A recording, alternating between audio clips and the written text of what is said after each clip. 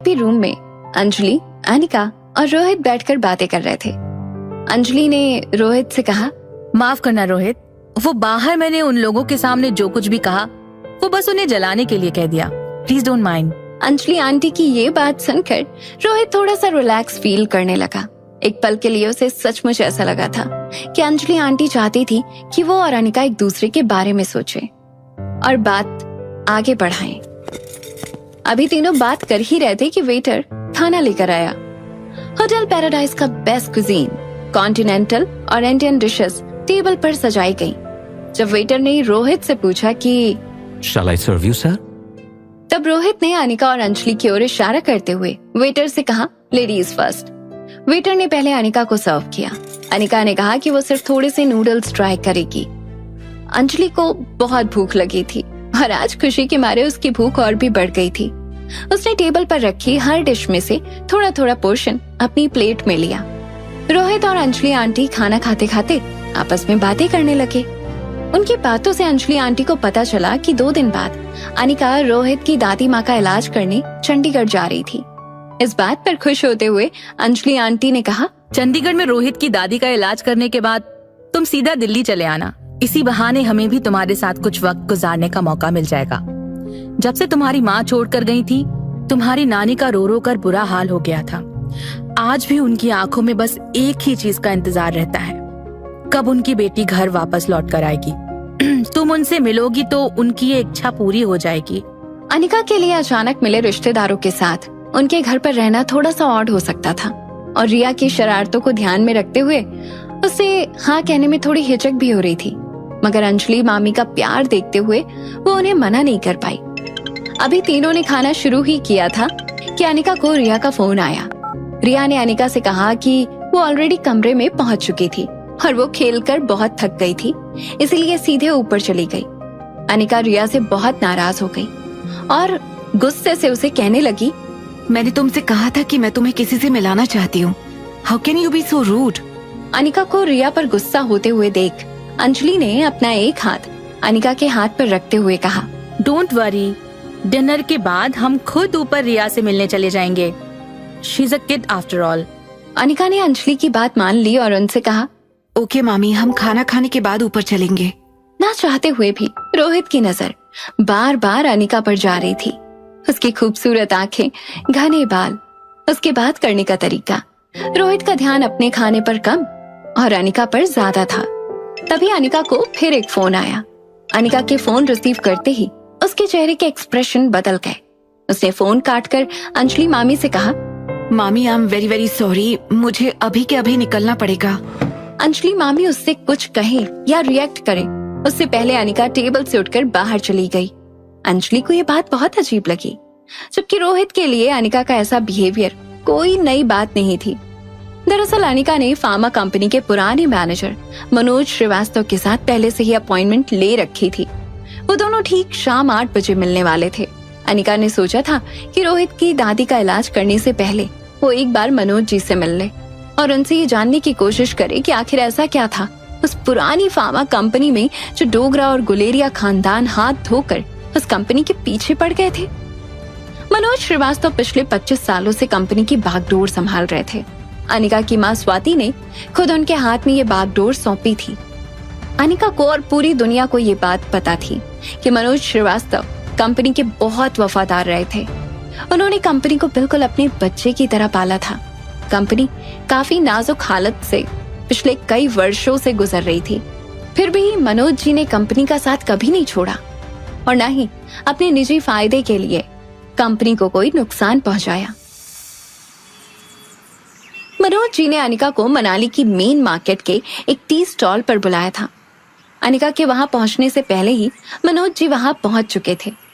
अनिका को देखते ही मनोज जी बोल पड़े, स्वाति मैडम। फिर अपने आप को संभालते हुए मनोज जी ने अनिका से कहा, बिल्कुल अपनी माँ पर गई हो। वही रूप, वही रंग, वही चेहरा। जानती हो बेटा, मैंने तुम्हें यहाँ क्यों बुलाया है? तुम्हारी माँ को यहाँ की कॉफी बहुत पसंद थी। मैंने सोचा उसे जो कॉफी पसंद थी उस जगह की कॉफी एक बार तुम पियो तो शायद तुम्हें भी अच्छा लगेगा। अनिका ने कॉफी पीकर देखा तो उसे भी वो कॉफी काफी पसंद आई। कॉफी के ग्लास को साइड में रखकर अनिका ने मनोज जी से पूछा, मनोज अंकल, दरअसल मुझे आपसे एक जरूरी काम था। मनोज जी ने अपना चश्मा उतारकर उसे साफ करते हुए अनिका से कहा, बेटा, अगर कंपनी के अकाउंट को लेकर कोई बात है तो मैं तुमसे कहना चाहूंगा कि मैं पूरी कोशिश कर रहा हूँ कंपनी को नुकसान से बाहर लाने की। मेरे तजुर्बे और काबिलियत से जितना बन पड़ रहा है मैं करने की कोशिश तो कर रहा हूँ, मगर तुम कंपनी की मालकिन हो। अगर तुम चाहती हो कि कंपनी की बागडोर किसी ज्यादा क्वालिफाइड आदमी के हाथों में देनी चाहिए तो मैं उसके लिए भी तैयार हूँ। मनोज जी के मुंह से ये बात सुनकर अनिका बहुत इमोशनल हो गई। मनोज जी को फायर करने के बारे में तो अनिका कभी सोच भी नहीं सकती थी। बेहद सीरियस आवाज में अनिका ने मनोज जी से कहा, अंकल, ये कैसी बातें कर रहे हैं? आपने जो कहा वो तो मैं कभी सोच भी नहीं सकती। मैंने आपसे पहले भी कहा था और आज भी कह रही हूँ कि मैं इस कंपनी की सिर्फ कागजी मालकिन हूँ। इस कंपनी के असली मालिक तो आप हैं। कंपनी में सिर्फ आपका हुक्म चलेगा। अंकल प्लीज, आज के बाद ऐसी बात कहना तो दूर, सोचना भी मत। मैंने आपको यहाँ एक पर्सनल काम से बुलाया था। अनिका की बात सुनकर मनोज जी को राहत भी हुई और ऐसा सोचने के लिए बुरा भी लगा। मनोज जी ने अनिका को सॉरी कहते हुए उससे पूछा, कहो बेटा, क्या बात है? क्या कर सकता हूँ मैं तुम्हारे लिए? अनिका की समझ में नहीं आ रहा था कि वो कैसे बात शुरू करे। उसने मनोज जी से सीधे सीधे एक सवाल पूछ लिया, अंकल, क्या मेरी माँ ने सिर्फ मेरे नाम पर ये कंपनी ही की है या कुछ और भी है? मेरा मतलब ऐसा कुछ जो कंपनी से जुड़ा हो, कंपनी के बाहर या अंदर। अनिका समझ नहीं पा रही थी कि वो किस तरह से सवाल को पेश करे। तभी मनोज जी ने उसे जवाब दिया, हाँ है। कंपनी के अलावा भी एक चीज है जो तुम्हारी माँ तुम्हें देना चाहती थी। मनोज अंकल की ये बात सुनकर अनिका दंग रह गई। इसे उस चीज को जानने की बहुत जल्दी थी। उसने मनोज जी से पूछा, अंकल क्या है वो? मुझे बताइए प्लीज। मनोज जी ने हंसकर जवाब दिया, तुम्हारी माँ ने तुम्हारे नाम पर कंपनी के अलावा एक और चीज छोड़ी थी और वो चीज है ढेर सारी काबिलियत। स्वाति मैडम भले ही हमें छोड़कर जल्दी चली गई, मगर वो अपने गुण तुम्हें देकर गई है और इसीलिए तुम्हें न सिर्फ उनका रूप रंग मिला है बल्कि उनकी काबिलियत भी तुम्हें विरासत में मिली है। हालांकि ये बात बहुत इमोशनल थी, मगर ये बात सुनकर अनिका थोड़ी निराश जरूर हुई थी, क्योंकि यहाँ वो मनोज जी से वो राज जानने आई थी जिसकी वजह से डोगरा खानदान और गुलेरिया परिवार उसके पीछे पड़ गया था। कुछ देर तक मनोज जी ने अनिका को उसकी मरी हुई माँ के बारे में, उनके स्वभाव के बारे में और उनकी काबिलियत के बारे में एक लंबा चौड़ा लेक्चर दिया। थोड़ी देर बाद मनोज जी को रियलाइज हुआ कि जब स्वाति मैडम की मौत हुई थी तब अनिका बहुत छोटी थी, मगर अब वो काफी बड़ी हो चुकी है और समझदार भी है। इसीलिए उनकी नसीहत की अब शायद अनिका को जरूरत नहीं थी। मनोज जी ने अनिका से पूछा, अब जबकि तुम इतनी बड़ी और समझदार हो गई हो तो क्यों ना तुम ही कंपनी टेक ओवर कर लो? अनिका को बिजनेस में कोई इंटरेस्ट नहीं था और ना ही उसके पास इतना टाइम था कि वो ठीक से फार्मा कंपनी की देखभाल कर सके। उसने मनोज जी से कहा, माँ ने आपको किसी वजह से ही चुना था इस फार्मा कंपनी की देखभाल करने के लिए। भला उनके डिसीजन को मैं कैसे बदल सकती हूँ? मनोज जी ने अनिका को कंपनी के शुरुआती दिन और तब आई मुसीबतों के बारे में बताना शुरू किया। अचानक उनकी बात को काटते हुए अनिका ने मनोज जी से पूछा, क्या कभी डोगरा खानदान ने अपनी फार्मा कंपनी खरीदने में कोई इंटरेस्ट दिखाया था? अनिका ने सवाल तो पूछ लिया था, मगर वो बात जानती थी कि इतनी छोटी सी फार्मा कंपनी खरीदने के लिए डोगरा खानदान को कुणाल की शादी कंपनी के मालिक से करवाना कोई जरूरी नहीं था। उनके पास इतना पैसा था कि वो कंपनी की कुछ ज्यादा कीमत ऑफर करके कंपनी को खरीद सकते थे। फिर कुणाल के दादाजी की जिद क्यों थी कि कुणाल की शादी होगी तो कंपनी जिसके नाम पर होगी उसी लड़की से होगी, चाहे वो अनिका हो या कामिनी। अनिका के सवाल का जवाब देते हुए मनोज जी ने कहा, नहीं बेटा, ऐसा तो मुझे याद नहीं पड़ता कि कभी डोगरा खानदान ने हमारी कंपनी खरीदने की कोशिश की हो। अनिका को आज भी उसके सवाल का जवाब नहीं मिला। इस बात से नाराज होकर अनिका जाने के लिए उठी। फिर पलटकर उसने मनोज जी से कहा, अंकल, आपको कभी भी कोई ऐसी बात याद आए जो मेरी माँ चाहती थी कि मैं जानूं, या कोई ऐसा राज जो आपको लगता है कि मेरे लिए जानना जरूरी है, तो प्लीज मुझे बताइए। मनोज जी ने कुछ देर सोचने के बाद कहा। बेटा, ऐसी कोई बात याद आएगी तो जरूर बताऊंगा। निराश होकर अनिका वहाँ से जाने लगी।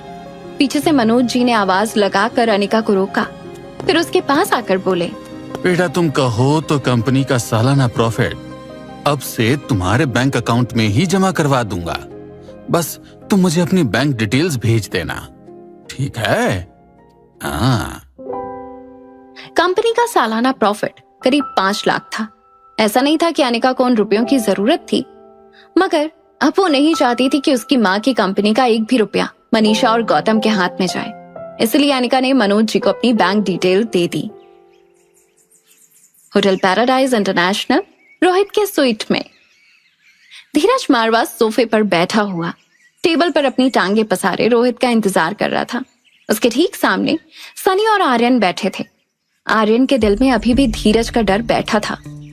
धीरज आर्यन की हरकतें देखकर समझ नहीं पा रहा था, इतना कमजोर और मंदबुद्धि लड़का आखिर मारवा इंडस्ट्रीज का वारिस कैसे बन सकता था।